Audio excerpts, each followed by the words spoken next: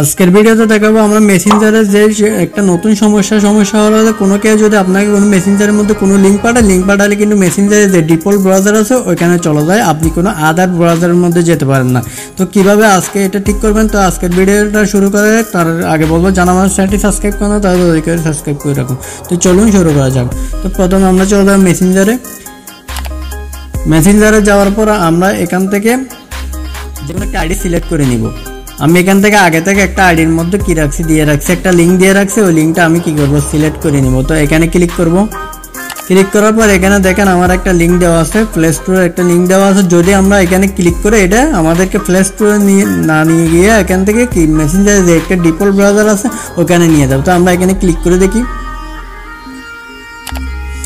তো ক্লিক করার পর দেখেন এখানে কিন্তু চলে আসতেছে, এই ব্রাউজারটা চলে আসছে, কিন্তু কি আমার এই প্লে স্টোরের মধ্যে আসতেছে না।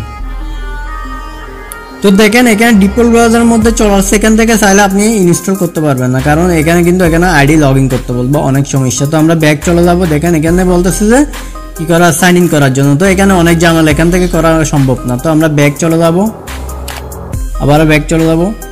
তো এখানে ক্লিক করব। এখান থেকে আমরা এখানে ক্লিক করব। এখানে ক্লিক করার পর আমরা একটু পরে চলে যাব।